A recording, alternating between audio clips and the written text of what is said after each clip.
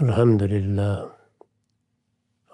للہ رب العالمین والصلاة والسلام علی محمد الامین اعوذ باللہ من الشیطان الرجیم بسم اللہ الرحمن الرحیم۔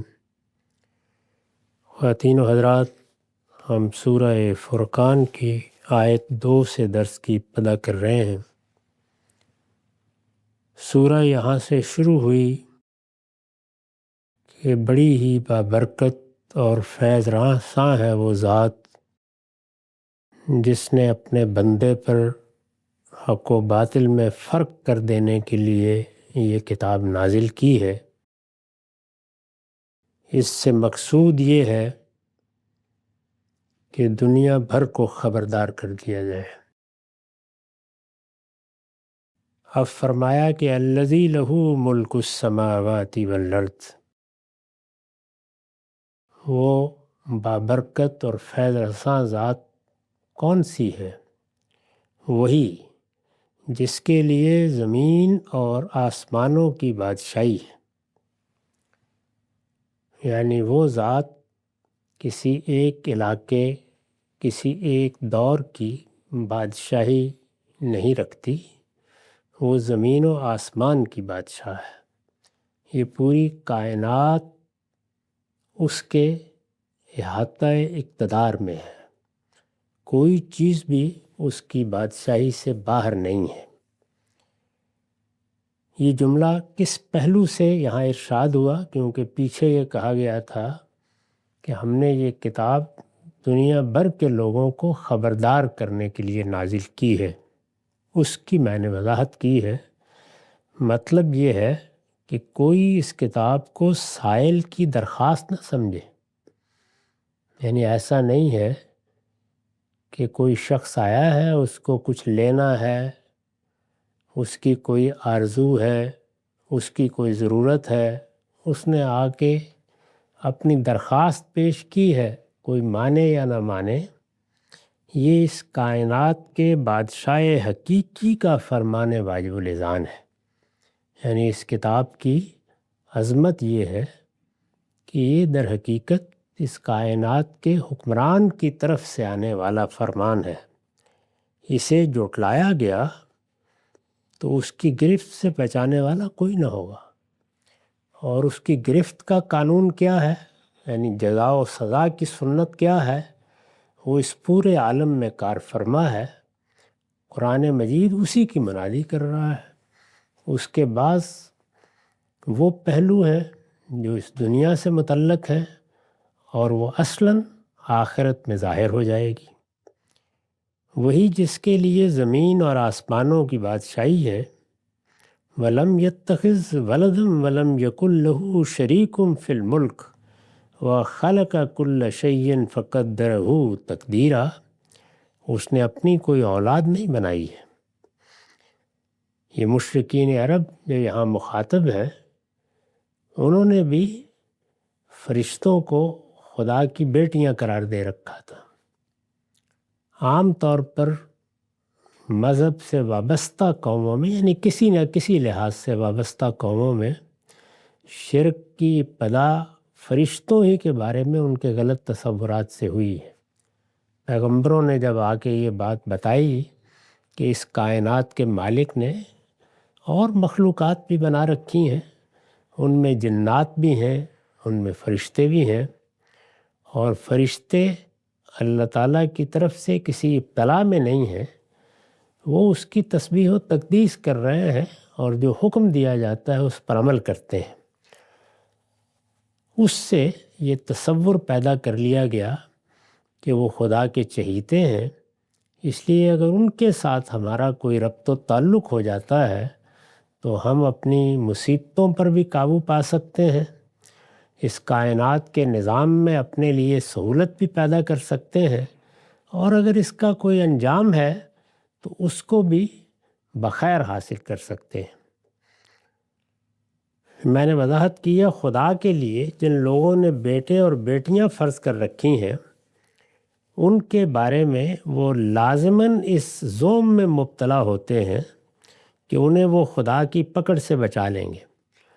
یہ جو شفاعت کا عقیدہ ہے، جس میں مذہبی احساس رکھنے والی قومیں بالعموم مبتلا ہوتی ہیں، یعنی وہ اس کو تو مان لیتی ہیں کہ ایک دن آنا ہے، مواخذے کا دن ہے، اس میں اللہ تعالیٰ پوچھیں گے۔ اعمال کی طرف دیکھا جاتا ہے تو معلوم ہوتا ہے کہ وہ تو وہاں کامیابی کے لیے کافی نہیں ہے، تو اس میں پھر انسان اس ذوم باطل میں مبتلا ہو جاتا ہے کہ یہ کچھ ہستیاں ہیں، اگر ہم ان کو خوش کر لیں، ان کی پوجا پاٹ کرتے رہیں، ان کی نظر نیاز پیش کرتے رہیں، تو یہ ہمارا ہاتھ پکڑ لیں گی۔ ان کے ہاں بھی چونکہ یہی چیز تھی تو وہیں سے بات اٹھائی ہے۔ وَلَمْ يَتَّخِذْ وَلَدًا، اس نے اپنی کوئی اولاد نہیں بنائی، یعنی وہ تنہا ہے، جس طرح کہ سورہ اخلاص پہلے ہی جملے میں بتاتی ہے کہ وہ احد ہے، یکتا اور یگانہ ہے۔ اس کو اس طرح کی کوئی احتیاج کبھی لاحق نہیں ہوئی کہ وہ اپنی اولاد بنائے یا اپنے اندر وہ ضرورتیں محسوس کرے جس کے لیے اولاد بنائی جاتی ہے، یا اپنی ذات سے کسی کو تخلیق کرے اور اس کو اپنا حصہ بنا کر کوئی اقتدار دے دے۔ یہ اس نے کبھی نہیں کیا۔ وَلَمْ يَتَّخِذْ وَلَدًا، چنانچہ جب اس کی کوئی اولاد ہی نہیں ہے تو وَلَمْ يَكُنْ لَهُ شَرِيكٌ فِي الْمُلْكِ، اس کی بادشاہی میں کوئی اس کا شریک بھی نہیں۔ یعنی شریک تو اگر ہوا جا سکتا تھا تو کسی ذاتی تعلق کی بنیاد پر ہی ہوا جا سکتا تھا، اس طرح کی کوئی چیز نہیں ہے۔ یہاں ذات میں جو شرک پیدا کیا ہے لوگوں نے، اس کی نفی کی ہے کہ جب اس کی ذات سے کوئی چیز صادر ہی نہیں ہوئی تو وہ اس کی بادشاہی میں شریک کہاں سے ہو جائے گی۔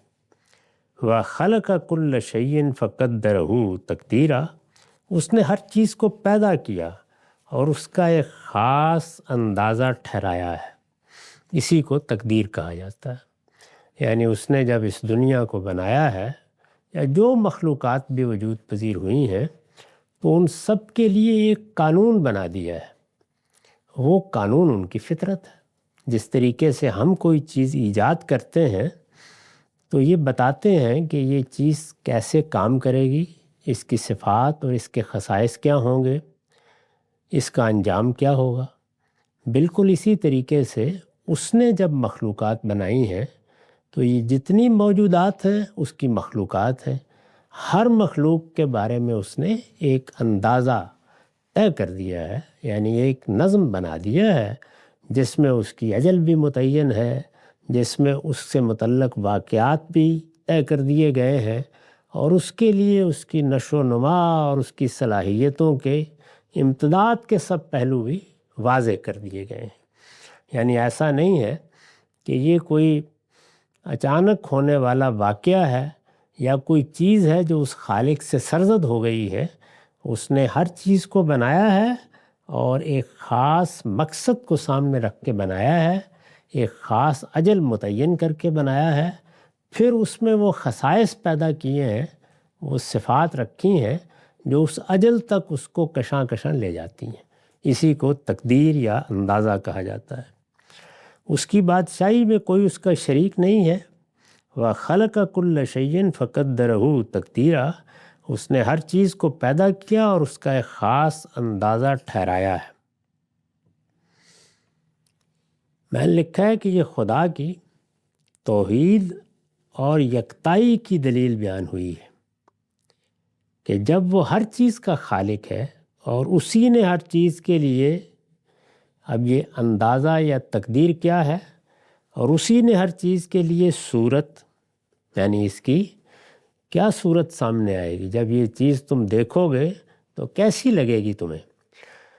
ہر چیز کے لیے صورت، جسامت، قوت و استعداد، یعنی اس کے اندر پوٹینشل کیا ہے، اس کے اندر صلاحیت کیا رکھی گئی ہے، وہ کیسے ظہور پذیر ہوگی، وہ کیا خصائص ہیں جو اس کے اندر رکھ دیے گئے ہیں، وقت کے ساتھ وہ سامنے آ جائیں گے۔ اوصاف و خصائص، عروج و ارتقاء، یعنی اس کائنات میں جو مخلوقات کے بارے میں قانون کار فرما ہے، وہ ایسا نہیں ہے کہ ایک مخلوق بس وجود میں آ گئی، نہیں، اس کو ارتقاء اور عروج کے راستے پر ڈالا جاتا ہے۔ تو بیج نشو و نما کے مختلف مراحل سے گزرتا ہے اور ایک تناور درخت بن جاتا ہے۔ جانوروں میں بھی صلاحیت کا ارتقاء اور عروج جاری رہتا ہے، انسانوں میں بھی۔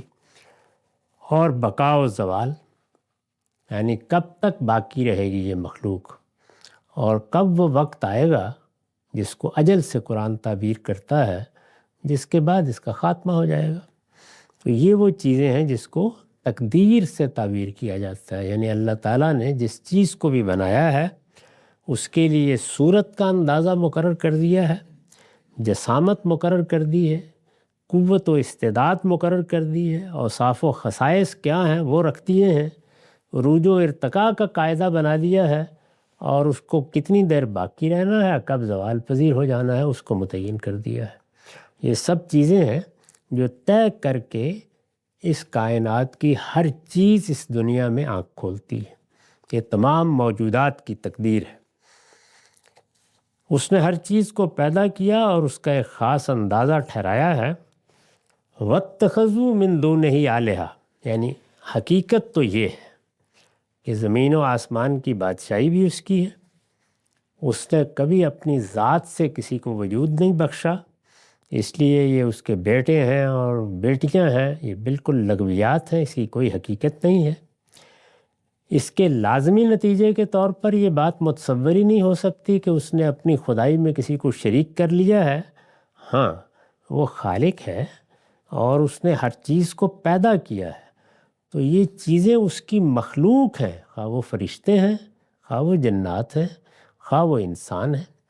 یعنی انسان میں چونکہ مادہ، حیات اور شعور سب پایۂ تکمیل کو پہنچ گئے ہیں، تو اس وجہ سے سب سے زیادہ قابل اعتنا مخلوق وہی ہے، اور وہی ہے جس کے بارے میں ہم یہ بھی جانتے ہیں کہ وہ خود خلق کی صفت بھی رکھتا ہے، یعنی آگے تخلیقات شروع کر دیتا ہے۔ یہ بتاتا ہے کہ میرے اندر یہ صلاحیت موجود تھی اور اس کے نتیجے میں یہ میں نے فلاں چیز بنا دی، فلاں چیز بنا دی، یعنی وہ دنیا میں اپنی محض جبلتوں کی تسکین ہی تک محدود نہیں رہتا، خود تخلیق کرنا شروع کر دیتا ہے۔ تو فرمایا کہ یہ سب تمہارے سامنے موجود ہے، اس کے بعد آخر یہ کیا چیز ہے اور کیسی صفحات ہے اور کیسی بیوقوفی ہے کہ وَاتَّخَذُوا مِن دُونِهِ آلِهَةً، یعنی اس کائنات کا بادشاہ تو یہ ہے، یہ اس کا تعارف ہے۔ وہ اس طریقے سے اس کائنات کا نظم چلا رہا ہے، اس نے ہر چیز کو بنایا ہے، جس کو بنایا ہے اس کے لیے یہ سب چیزیں متعین کر دی ہیں، ان کی تقدیر ٹھہرا دی ہے، مگر لوگوں کا حال یہ ہے کہ انہوں نے اس کے سوا دوسرے معبود بنا لیے۔ یعنی سب کے باوصف یہ کیسی عجیب بات ہے کہ انسان اپنی طرف سے کچھ تصورات پیدا کرے، اپنی طرف سے کچھ لوگوں کے لیے اختیارات مانے، اور پھر ان لوگوں کو معبود بنا لے، ان کی عبادت کرنے لگے۔ انسان کو اگر عبادت کرنی ہے اور کوئی عبادت کا حقدار ہے تو بالبداہت واضح ہے کہ وہ اس کائنات کا خالق ہی ہو سکتا ہے، وہ انسان کا بھی خالق ہے، اس کائنات کا بھی خالق ہے۔ لیکن یہ جن کو معبود بنایا جا رہا ہے، انہوں نے کیا کیا ہے، یعنی اس کائنات میں ان کا کیا حصہ ہے؟ تو ایک حصہ تو اس بنیاد پر پیدا ہو جاتا ہے کہ ذات باری کے ساتھ کوئی ذات کا تعلق پیدا ہو گیا ہے، یعنی ذات کا تعلق جیسے باپ بیٹے کا تعلق ہے۔ اسی وجہ سے جب یہ ذات کا تعلق پیدا ہوتا ہے تو وہ میراث میں حقدار ہو جاتا ہے۔ یہ انسان کی چونکہ فطرت کا تقاضا ہے، تو اس وجہ سے ایک بنیاد یہ ہو سکتی تھی کہ اللہ تعالیٰ کے بارے میں یہ واقعی بات ہوتی کہ اس نے کوئی اولاد بنائی ہے، اس کا کسی سے کوئی رشتہ ہے، کوئی تعلق ہے، تو پہلے اس کی تردید کی اور یہ بتایا کہ ایسی کوئی چیز نہیں ہے، بادشاہی سر تسر اس کی ہے، زمین اس کی، آسمان اس کا، اس نے ہر چیز کو پیدا کیا ہے، یعنی چیزوں کے ساتھ اس کا تعلق ذات سے کسی چیز کے صدور کا نہیں ہے۔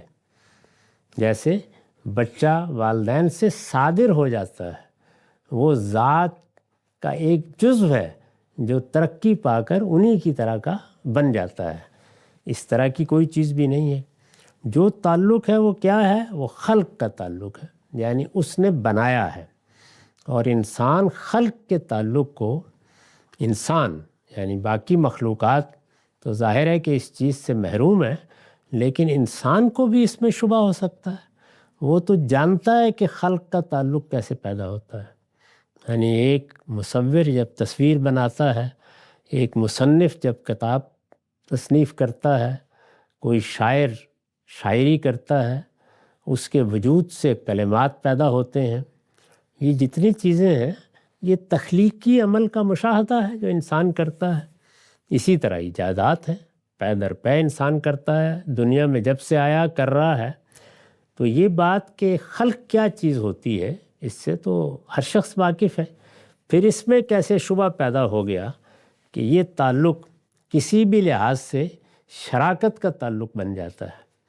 پہلے اس کی نفی کی، اس کے بعد یہ بتایا کہ پھر یہ ہو سکتا تھا کہ خلق میں کوئی شراکت اختیار کر لے، یعنی خدا بھی خالق ہے، کوئی اور بھی خالق ہو جائے تمہارا اس کائنات کا۔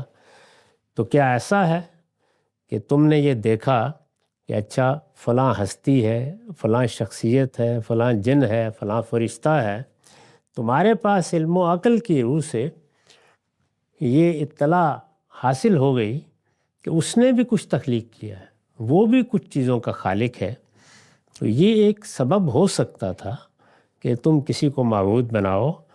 لیکن ارشاد فرمایا کہ یہ کیسے احمق ہیں کہ انہوں نے دوسروں کو معبود بنا لیا ہے خدا کے سوا۔ وَاتَّخَذُوا مِن دُونِهِ آلِهَةً، اور وہ دوسرے کون ہیں؟ لا يخلقون شيئا وهم يخلقون، یعنی خواہ وہ تصور ہیں تو یہ اس کے خالق ہیں، اور وہ بت ہیں تو یہ اس کے خالق ہیں، اور اگر ان کو ان کی ذات کی حیثیت سے دیکھو تو خدا ان کا خالق ہے۔ یعنی وہ سب خود مخلوق ہیں، وہ پتھر ہیں تو تب بھی خدا کی مخلوق ہیں، شخصیات ہیں تو تب بھی خدا کی مخلوق ہیں، فرشتے ہیں تو وہ بھی خدا کی مخلوق ہیں، اور تم کوئی تصور ان کے ساتھ وابستہ کر کے ان کو کچھ بناتے ہو تو تم اس کے خالق ہو۔ تو جو خود خلق کے اندر کسی پہلو سے بھی شریک نہیں ہے وہ معبود کیسے بن گئے؟ وَاتَّخَذُوا مِن دُونِهِ آلِهَةً، مگر لوگوں کا حال یہ ہے کہ انہوں نے اس کے سوا دوسرے معبود بنا لیے ہیں جو کسی چیز کو پیدا نہیں کرتے۔ لا يخلقون شيئا وهم يخلقون، وہ خود پیدا کیے ہوئے ہیں۔ ولا يملكون لأنفسهم ضرا ولا نفعا ولا يملكون موتا ولا حیاتا ولا نشورا، اور یہی نہیں، وہ خود پیدا کیے ہوئے ہیں اور اپنے لیے بھی کسی نفع اور نقصان کا اختیار نہیں رکھتے، یعنی ان کے نفع اور نقصان کو بھی دوسرے لوگ دیکھ رہے ہوتے ہیں، ان کے پاس اپنے آپ کو اپنی ذات سے کوئی نفع پہنچا لینے کا اختیار نہیں ہوتا، اور وہ اپنی ذات سے کسی کو کوئی نقصان بھی نہیں پہنچا سکتے۔ وہ نہ موت پر کوئی اختیار رکھتے ہیں نہ زندگی پر، یعنی یہ چیزیں بھی ان کے اختیار سے باہر ہیں، بالبداہت واضح ہے، اور نہ مرے ہوئوں کو اٹھانا ان کے اختیار میں ہے۔ یعنی یہ وہ ساری چیزیں بیان کر دی ہیں جو کسی شخصیت کے بارے میں انسان کو مجبور کر سکتی ہیں کہ وہ ہو سکتا ہے کہ الہ ہو، اور وہ اس کو الہ مان کر اسے خدا کی خدائی میں شریک ٹھہرا دے۔ ایک ایک چیز کو لے کر یہ بتا دیا کہ ذرا اس کا اندازہ کرو، یعنی تمہیں اللہ تعالیٰ نے آنکھیں دی ہیں، تمہیں حواس خمسہ عطا فرمائے ہیں، وہ اس پوری کائنات میں جو چیزیں ہیں ان تک رسائی رکھتے ہیں، ان کے ذریعے سے تم ان کا ادراک حاصل کرتے ہو، اس کو علم میں تبدیل کرتے ہو۔ ذرا ان چیزوں کو دیکھ کر بتاؤ کہ کیا ان میں سے کوئی ہے کہ جس نے خلق میں کوئی حصہ ڈالا ہوا ہے؟ یعنی اس کائنات میں یک بیک تمہیں معلوم ہوا کہ کوئی ایک چیز فلاں کی بنائی ہوئی بھی ہے، کیا اس طرح کی کوئی بات ہے؟ کیا وہ خود پیدا نہیں کیے ہوئے؟ یعنی تم خود بھی دیکھتے ہو اور تمہاری عقل بھی اس بات کا فتویٰ دیتی ہے، اور کیا وہ اپنے لیے کسی نفع نقصان کا اختیار رکھتے ہیں؟ موت پر ان کو کوئی اختیار حاصل ہے؟ زندگی پر کوئی اختیار حاصل ہے؟ کیا مرے ہوئوں کو انہوں نے کہیں تمہیں زندہ کر کے دکھا دیا ہے، اور اس طریقے سے تمہیں خیال ہوا کہ چلیے کم سے کم ایک تو ایسا تکوینی معاملہ ہے جس میں یہ بھی کچھ اختیار رکھتے ہیں، ان میں سے کون سی چیز ہے جو تمہارے مشاہدے میں کبھی آئی ہے؟ تو کس بنیاد پر یہ فیصلہ کرتے ہو کہ یہ معبود ہو سکتے ہیں؟ تو شرک کی تردید میں یہ استدلال کیا۔ اس پر میں نے لکھا ہے مطلب یہ ہے، یعنی یہ جو ساری بات بیان ہوئی ہے اس کا مطلب یہ ہے کہ اس سے بڑھ کر خرد باختگی کیا ہوگی، یعنی بے عقلی کیا ہوگی، سفاہت کیا ہوگی، بیوقوفی کیا ہوگی، اس سے بڑھ کر خرد باختگی کیا ہوگی کہ ایسے بے بس معبودوں کے سہارے پر قرآن کے پیش کردہ حقائق کو جھٹلا دیا جائے۔ یعنی چلیے کوئی چھوٹی موٹی بات انسان نے کسی کے کہنے پہ کر لی، لیکن ان کا سہارا لے کر، یعنی یہ جو پیدا کیے ہوئے ہیں کسی چیز کو پیدا نہیں کرتے، جو اپنے لیے کسی نفع نقصان کا اختیار نہیں رکھتے، توہمات کی بنیاد پر تم جو رائے چاہے قائم کر لو۔ واقعہ یہی ہے، وہ اپنی موت پر بھی کوئی اختیار نہیں رکھتے، اپنی زندگی پر بھی کوئی اختیار نہیں رکھتے، اور نہ کبھی ان سے باس بعد الموت کی کوئی چیز تم نے دیکھی ہے۔ تو آخر کیا چیز ہے؟ اس کے بعد صرف آدمی کو خرد باختہ ہی کہا جا سکتا ہے، احمق ہی کہا جا سکتا ہے، سفیہ ہی کہا جا سکتا ہے کہ وہ ان میں سے کسی کو اٹھائے اور اٹھا کر اس کے بارے میں یہ تصور قائم کر لے کہ یہ اس کائنات میں کوئی شراکت رکھتا ہے، اس کی نفی کی۔ ارشاد ہوا کہ وقال الذین کفروا ان ھذا الا افک، استدلال فرمایا کرنا تھا تو یہ کرتے، یعنی یہ جو سوالات اٹھائے گئے ہیں ان میں سے کسی کا جواب دینا چاہیے تھا تو کوئی معقول بات آگے بڑھتی، لیکن اس قرآن کے منکرین، یعنی جب قرآن نے آ کر یہ انذار کیا، خبردار کیا، یہی قرآن کا انذار ہے، یعنی وہ اس پروردگار کا تعارف کراتا ہے، وہ اس کی توحید کو بیان کرتا ہے، وہ شرک کی آخری درجے میں تردید کرتا ہے، اور وہ تمہیں خبردار کرتا ہے کہ تم اس دنیا کی زندگی میں عارضی طور پر بھیجے گئے ہو، موت کے بعد اصل زندگی شروع ہونے والی ہے، اس کے لیے خبردار ہو جاؤ۔ یہ قرآن یہ کہتا ہے، لیکن اس کے منکرین کیا کہتے ہیں؟ وہ اس کے اس انذار کو سن کر، وہ اس کی اس دعوت کو سن کر کہتے ہیں کہ یہ قرآن محض جھوٹ ہے جس کو اس شخص نے گھڑ لیا ہے، یعنی یہ اللہ کی کوئی کتاب نہیں ہے، یہ آسمان کا کوئی الہام نہیں ہے، یہ کوئی وحی نہیں ہے، یہ اس شخص نے اپنے طور پر تصنیف کر لیا ہے، ایسے ہی جیسے لوگ تصنیفات کر لیا کرتے ہیں۔ اس کے منکرین کہتے ہیں کہ یہ قرآن محض جھوٹ ہے جس کو اس شخص نے گھڑ لیا ہے۔ میں نے حاشیہ لکھا ہے، یعنی وحی الہی نہیں ہے، اس میں جو باتیں بیان کی گئی ہیں یہ ان کا کوئی اپنا فلسفہ ہے جو بیان کر رہے ہیں، یہ وحی الہی نہیں ہے جس طرح کے دعویٰ کیا جا رہا ہے، بلکہ اپنے ذہن کا گھڑا ہوا کلام ہے جسے خدا کی طرف منسوب کر دیا گیا ہے۔ یہ بات ہے جس کے جواب میں قرآن مجید نے یہ کہا کہ اگر کوئی شخص اس طریقے سے جو کچھ وہ مانتا ہے، مذہبی لحاظ سے جو تصورات وہ رکھتا ہے، ان کو اپنے طور پر گھڑ کے قرآن جیسی کتاب پیش کر سکتا ہے، تو تم بھی تو اپنے مذہب کو اور اپنے مذہبی تصورات کو خدائی کی طرف منسوب کر رہے ہو۔ اس لیے کہ مشرکین عرب جو قرآن مجید کے مخاطب ہیں، اولین مخاطب ہیں، وہ سب خدا کو مانتے تھے، تو تم بھی جو اپنے تصورات بیان کر رہے ہو یا اپنے مذہب کی تفصیلات بیان کر رہے ہو، یہ خدائی کی نسبت سے بیان کر رہے ہو، تو تم بھی اپنے ان تصورات کے حق میں، یعنی اپنے اس شرک کے حق میں جو تم نے اپنی طرف سے معبود بنا رکھے ہیں، ان کے حق میں خدا کی نسبت سے اسی شان کا کوئی کلام پیش کر دو۔ یہ در حقیقت چیلنج تھا جو قرآن مجید نے مختلف جگہوں پر دیا ہے، یعنی وحی الہی نہیں ہے جس طرح کے دعویٰ کیا جا رہا ہے، بلکہ اپنے ذہن کا گھڑا ہوا کلام ہے جسے خدا کی طرف منسوب کر دیا گیا۔ ان ھذا الا افک، یہ قرآن محض جھوٹ ہے، افطرا ہو وَآنَهُ عَلَيْهِ قَوْمٌ آخَرُونَ، جس کو اس شخص نے گھڑ لیا ہے اور کچھ دوسرے لوگوں نے اس کام میں اس کی مدد کی ہے. یعنی یہ وہ الزام تھا جو لگا دیا. اس کی وجہ کیا بنی؟ یعنی دوسروں ہی کو کیوں اس میں گھسیٹ کر لایا گیا؟ اس لیے کہ رسالت مآب صلی اللہ علیہ وسلم کی 40 سال کی زندگی میں کوئی ادنا آثار بھی اس کے نہیں ملتے تھے کہ اس شخص کی زبان سے یہ فکر، یہ کلام صادر ہو سکتا. دنیا میں انسان جتنا کچھ بھی عمیق مشاہدہ کر لے اور جہاں جہاں اس کا علم پہنچتا ہے وہاں دیکھ لے، انسان کے ہاں علم، فکر اور کلام، یعنی وہ کلام جو پھر دنیا کے لیے باعث توجہ بنتا ہے. ایک کلام تو وہ ہے جو ہم اپنی روزمرہ ضرورتوں کے لیے کرتے رہتے ہیں، لیکن وہ کلام جو کوئی پیغام اپنے اندر رکھتا ہے، جو کچھ علم کی، ادب کی غیر معمولی خصوصیات کے ساتھ صادر ہوتا ہے، وہ اچانک کسی شخص کی زبان سے نکلنا نہیں شروع ہو جاتا. اس کے پیچھے ایک پوری تاریخ ہوتی ہے.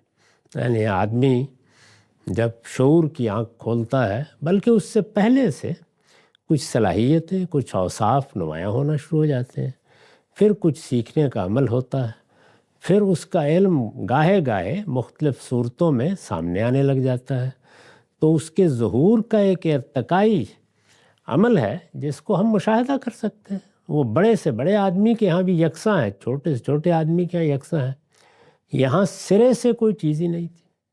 یعنی نہ کسی قسم کا کوئی شاعری کرنے کا شوق، نہ قصہ سنانے کا شوق، نہ کوئی داستان گوئی، نہ بیٹھ کر اس طرح کی تاریخی باتیں بیان کرنا، نہ ایسے حقائق پر کوئی واز کہنا، نہ کسی چیز کی مشق کرتے ہوئے کسی نے کبھی دیکھا. اور اسی طریقے سے جو روحانی نوعیت کی چیزیں ہوتی ہیں ان کا بھی کوئی شائبہ نہیں تھا. یعنی نہ کوئی مراقبہ، نہ کوئی مشاہدہ، نہ اس طرح کی کسی چیزوں کا کبھی کوئی بیان. یہاں تک کہ قرآن نے کہا کہ وَمَا هُوَ عَلَى الْغَيْبِ بِضَنِينٍ، کبھی تم نے ادنا درجے میں دیکھا کہ یہ پیغمبر غیب کی خبریں پانے کے لیے حریص ہوا بیٹھا ہو اور اس کے لیے کوئی چلے کر رہا ہو، کوئی مراقبے کر رہا ہو؟ کبھی دیکھا تم نے؟ اور لبثت فیکم عمرا، ایک عمر میں نے تمہارے درمیان گزاری ہے. تو جب وہ بالکل خالی لو دیکھتے تھے تو ان کی سمجھ میں نہیں آتا تھا کہ یہ ہوا کیا ہے. تو اس وقت پھر وہ یہ کہتے تھے کہ کوئی اندر چھپا ہوا ہے آدمی جس نے ان کو اعلیٰ کار بنا لیا ہے. یہ اصل میں استدلال تھا. تو قرآن مجید نے اس کو بیان کیا. اس کے منکرین کہتے ہیں کہ یہ قرآن محض جھوٹ ہے جس کو اس شخص نے گھڑ لیا ہے، اور کچھ دوسرے لوگوں نے اس کام میں اس کی مدد کی ہے. جس شخص نے اس کو گھڑ لیا ہے، اس پر میں نے لکھا ہے، انہوں نے یہ بات کسی نام کی تصریح کے ساتھ اس لیے نہیں کی کہ الزام جھوٹا ہو تو ابہام ہی کا اسلوب موضوع ہوتا ہے. یعنی یہ کہہ دینا کہ گھڑ لیا ہے اور کسی نے اس کام میں مدد کی ہے، اس میں ظاہر ایک چھوٹی سی بستی ہے، شب و روز لوگوں کے سامنے ہے. رسول اللہ کسی قلعے میں جا کے چھپ نہیں جاتے ہیں، گھروں کے آگے تو کواڑ بھی نہیں ہے، تو وہ ڈھونڈ کے آدمی کو پیش کر دیا جاتا نا. تو اس وجہ سے نام نہیں لیا انہوں نے، کیونکہ ایک جھوٹی بات، بے بنیاد بات ہے جو کہی گئی. انہوں نے یہ بات کسی نام کی تصریح کے تحت اس لیے نہیں کی کہ الزام جھوٹا ہو تو ابہام ہی کا اسلوب موضوع ہوتا ہے. یعنی جو لوگ جھوٹے الزامات لگاتے ہیں وہ بالعموم اسی طریقے سے گنجائش رکھ لیتے ہیں کہ اگر موقع ملے تو تردید کی جا سکے. استاذ امام کے الفاظ میں اگر اس کے لیے تصریح کا اسلوب اختیار کر لیا جائے، یعنی وہ نام لے دیتے، کسی کا بتا دیتے، تو بانڈا پھوٹ جاتا. یعنی ظاہر ہے کہ وہ آدمی تو ہوتا، 10 لوگ پکڑ کے لے آتے کہ بھائی یہ کام تم کسی اور کے ذریعے سے کر رہے ہو تو آؤ تمہارے ساتھ ہی بات کر لیتے ہیں. قرآن کو معاذ اللہ جھوٹ قرار دے کر اس کے ساتھ یہ بات انہیں اس لیے کہنا پڑی کہ قرآن میں پچھلے انبیاء علیہ السلام کی سرگزشتوں کے حوالے بھی تھے. یعنی قرآن جس طرح سے انفس اور آفاق کے دلائل پیش کرتا ہے اور پوری شان کے ساتھ ان کو بیان کرتا ہے، اسی طریقے سے قرآن مجید میں پچھلی قوموں کی سرگزشتیں بھی ہیں. ان کے بارے میں یہ سوال ہر شخص کے ذہن میں پیدا ہو سکتا تھا کہ اگر یہ وحی الہی نہیں ہے تو آخر یہ سب باتیں انہی کے اندر کے ایک شخص کو اس صحت اور تفصیل کے ساتھ کس طرح معلوم ہو گئی؟ یہ سوال پیدا ہو سکتا تھا۔ اس کے جواب میں انہوں نے ان لوگوں کی طرف اشارہ کر دیا جو اہل کتاب میں سے آپ پر ایمان لے آئے تھے، یعنی گویا مبہم سی بات کہہ گئے کہ یہ اہل کتاب میں سے بھی کوئی 2-4 لوگ مان چکے ہیں ان کو، یہ ان کی سکھائی ہوئی ہیں۔ اپنی بات کو موقت کرنے کی یہ ایسی کوشش ہے جس سے اندازہ کیا جا سکتا ہے کہ حق کی دشمنی میں لوگ کیسے اندھے ہو گئے تھے اور کس قدر سری جھوٹ اور بے انصافی پر اتر آئے تھے، اور یہی ہمیشہ سے ہوتا رہا ہے۔ ہمارا وقت ختم ہو گیا۔ اقول قولی ھذا واستغفر اللہ لی ولکم ولسائر المسلمین۔